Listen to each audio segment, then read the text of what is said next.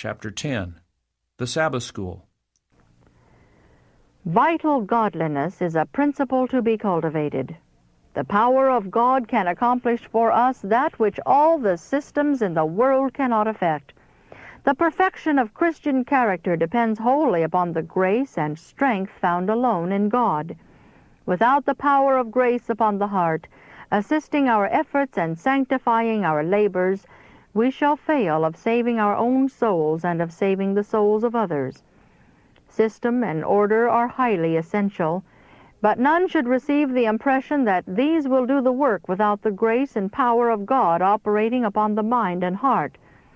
Heart and flesh would fail in the round of ceremonies and in the carrying out of our plans without the power of God to inspire and give courage to perform. The Sabbath School at Battle Creek was made the one great theme of interest with Brother E. It absorbed the minds of the young while other religious duties were neglected. Frequently, after the Sabbath School was closed, the superintendent, a number of the teachers, and quite a number of the scholars would return home to rest. They felt that their burden for the day was ended, and that they had no further duty. When the bell sounded forth the hour of public service, and the people left their homes for the house of worship, they would meet a large portion of the school passing to their homes. And however important the meeting, the interest of a large share of the Sabbath School could not be awakened to take any pleasure in the instruction given by the minister upon important Bible subjects.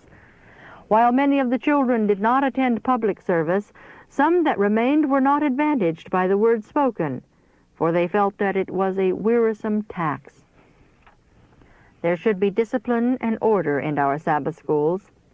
Children who attend these schools should prize the privileges they enjoy and should be required to observe the regulations of the school.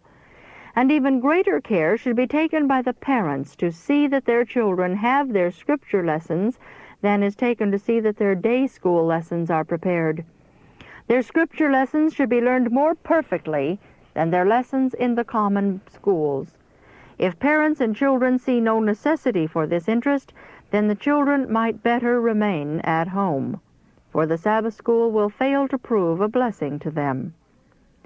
Parents and children should work in harmony with superintendent and teachers, thus giving evidence that they appreciate the labor put forth for them. Parents should take special interest in the religious education of their children, that they may have a more thorough knowledge of the Scriptures. There are many children who plead a lack of time as a reason why their Sabbath School lessons are not learned. But there are few who could not find time to learn their lessons if they had an interest in them. Some devote time to amusement and sightseeing, others to the needless trimming of their dresses for display, thus cultivating pride and vanity.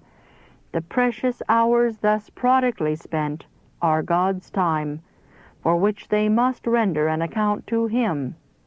The hours spent in needless ornamentation or in amusements and idle conversation will, with every work, be brought into judgment.